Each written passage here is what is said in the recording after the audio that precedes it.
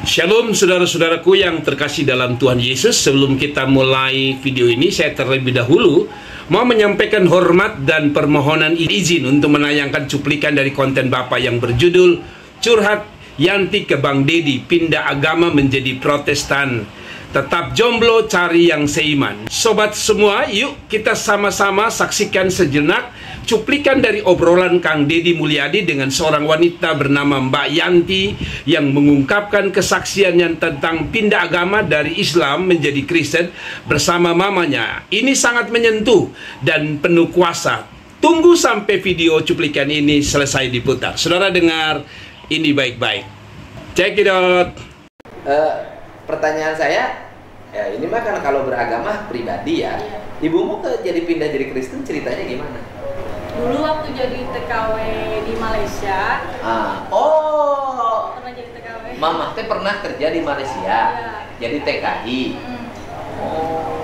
Terus di sananya sama siapa? Majikannya Buddha. Majikan Buddha ya. Buddha, kamu mah. Iya, Buddha. Tapi kamu bukan keturunan Cina, bukan? Bukan. Asli orang Sunda. Orang Sunda ya. Ai Masih Putih? Caleng. Hah? Putih ikut ke Dari siapa? Bandung Garut kan Putih. Siapa yang ngomong? Rawat siapa? Cerawat. Kang Dedi ada saja. Itu jadi TKI. Nah, kemudian majikannya Buddha. Nah, terus Mama tuh ada semacam tragedi gitu ya. Ininya tuh gendang telinganya pecah.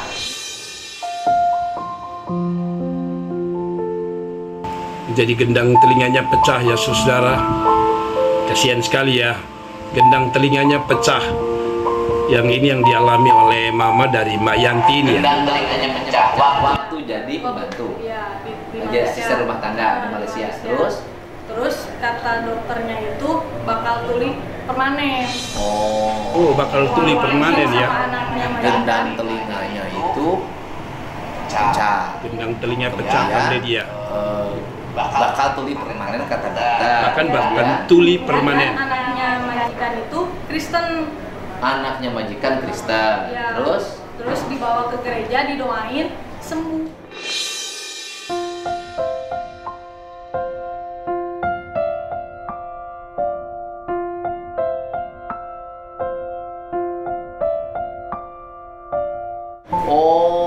dibawa ke gereja, didoain, sembuh. Iya.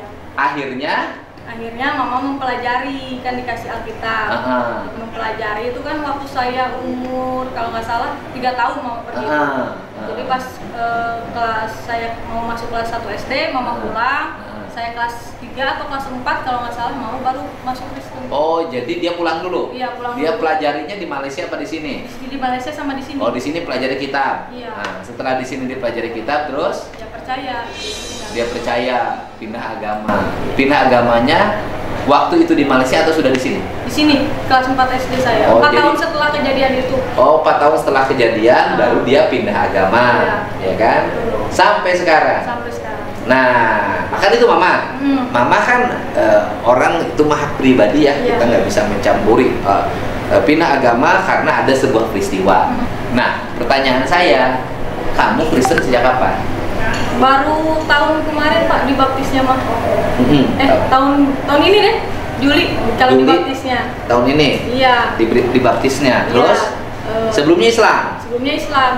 Baik, luar biasa bukan? Dari cuplikan tersebut kita bisa melihat bahwa keputusan Mbak Yanti dan mamanya bukan semata-mata karena sebuah emosi atau ikut-ikutan, tapi karena mereka mengalami mujizat dari Tuhan Yesus di Malaysia. Khusus mamanya yang mengalami sakit disembuhkan secara ajaib oleh kuasa Yesus. Dan Mbak Yanti sendiri sudah percaya kepada Yesus sejak SD. Diam-diam menyimpan iman itu hingga akhirnya menyatakan secara terbuka di depan Kang Dedi Mulyadi. Saudara kekasih dalam Tuhan, ingat janji Alkitab tentang kuasa nama Yesus ada dalam Alkitab. Saudara, ini bukan kebetulan. Alkitab sudah menjanjikan bahwa nama Yesus berkuasa untuk menyembuhkan dan menyelamatkan. Dan oleh iman dalam nama Yesus, Yesus, maka nama itu telah menguatkan orang-orang yang kamu lihat dan kenal ini. Dan iman yang datang karena Yesus adalah memberikan kesembuhan kepada orang ini di depan kita semua. Dalam Kisah Para Rasul 3 ayat 16, kesembuhan mamanya Mbak Yanti adalah mujizat dari Yesus. Bukan sekedar mama, tetapi saya percaya otoritas kuasa Tuhan mampu menyembuhkan kita. Pertanyaan selanjutnya, mengapa Tuhan buat mujizat? Pertanyaan sekarang adalah sekali lagi, mengapa Tuhan mau melakukan mujizat seperti ini? Ingat, tujuan dari mujizat yang Tuhan kerjakan bagi kita bukan semata-mata untuk kesembuhan jasmani saja, tapi untuk membawa manusia pada keselamatan kekal. Tetapi juga supaya kamu tahu bahwa di dunia ini anak manusia berkuasa mengampuni dosa. Markus 2 ayat yang ke-10. Mujizat adalah alat, tetapi tujuan utama adalah menyelamatkan jiwa manusia dari dosa dan dari neraka. Yesus ingin menyembuhkan bukan hanya tubuhmu, tapi juga rohmu. Pelajaran yang kita bisa ambil, yaitu pertama, lewat mujizat banyak orang bisa mengalami atau mengenal Yesus. Mujizat bisa menjadi sarana untuk kita sebagai orang Kristen untuk bersaksi kepada orang lain tentang Yesus. Mengapa Tuhan buat mujizat? Dan mengapa harus bersaksi? Pertanyaannya sekarang, mengapa Tuhan Yesus mau melakukan mujizat seperti itu? Jawabannya sangat penting, adalah yang pertama, untuk menunjukkan bahwa Yesus adalah Tuhan yang hidup dan berkuasa. Kedua, untuk menyatakan kasih dan belas kasihan Tuhan. Ketiga, dan ini yang sangat penting, supaya kita bisa bersaksi tentang Dia kepada orang lain. Tetapi Yesus tidak memperbolehkan dia, melainkan berkata kepadanya, pulanglah ke rumahmu, kepada orang sekampungmu, dan beritahukanlah kepada mereka segala yang telah diperbuat oleh Tuhan atasmu, dan bagaimana Ia telah mengasihani engkau. Cerita ini adalah Markus pasal 5 ayat 19. Ayat ini adalah perintah Yesus langsung kepada seseorang yang telah disembuhkan dan dipulihkan. Pulang dan bersaksilah. Karena itu sebagai penutup atau yang terakhir, apa yang kita bisa pelajari dari kisah Mbak Yanti dan mamanya ini? Pertama, kesaksian punya kuasa. Berani bersaksi membawa terang pada banyak orang. Yang kedua, saudara, iman yang bertumbuh sejak kecil akan membuahkan buah pada waktunya.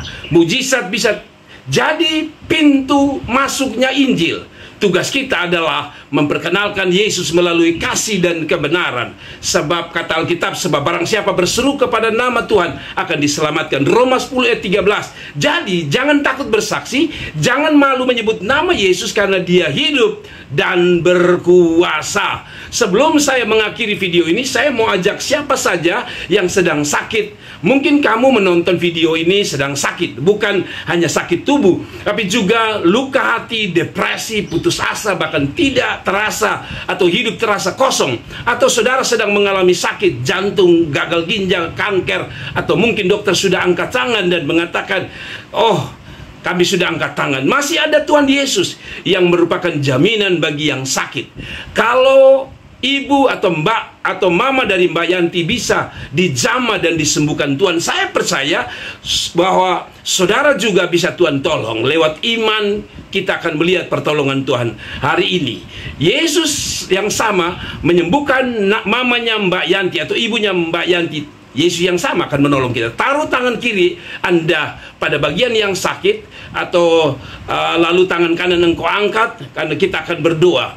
Mari buka hati saudara sekarang juga. Saya akan berdoa untukmu. Tutup mata dan mari kita bicara pada Tuhan lewat doa. Kalau saudara sakit, taruh tangan kiri dada, tangan kanan engkau angkat. Tuhan Yesus, aku berdoa untuk setiap yang menonton ini. Jika ada yang sedang sakit, jamah mereka Tuhan. Jika ada yang sedang putus asa, hiburkan mereka. Nyatakan kuasa-Mu seperti yang Kau nyatakan kepada ibu dari Mbak Yanti, dan bahwa setiap hati datang kepadanya. Dalam nama Tuhan Yesus kami percaya mujizat terjadi. Amin. Saya juga akan berdoa untuk saudara-saudara yang mau menerima Yesus sebagai Tuhan dan Juru Selamat. Kalau kamu merasa hatimu disentuh dan kamu ingin mengenal Yesus lebih dalam, ayo ikuti doa ini bersama saya. Tuhan Yesus, aku percaya Engkau adalah Tuhan dan Juru Selamat yang akan mengampuni dosaku, bersihkan hatiku. Aku mau hidup baru dalam Engkau. Jamah tubuhku, pulihkan jiwaku, dan bawa aku masuk dalam keselamatan kekal. Dalam nama Yesus, amin. Kalau kamu sungguh-sungguh berdoa, percayalah bahwa engkau sudah diselamatkan. Saudara-saudara, jangan lupa bagikan video ini supaya lebih banyak orang mengenal kasih dan kuasa Tuhan Yesus. Like, komen, dan subscribe untuk video ini, video kesaksian ini, dan pengajaran yang akan membangun imanmu. Tuhan Yesus memberkati kita semua. Shalom, dan sampai jumpa lagi di video-video selanjutnya. Kalau saudara ada usulan, saudara ada ide-ide, bisa tulis di bawah komentar ini, dan kiranya kami akan membuat video itu dan banyak orang diberkati. Saya Pendeta Jerry Adu. Shalom dari Kota Kupang. God bless you. Tuhan berkati. Keren.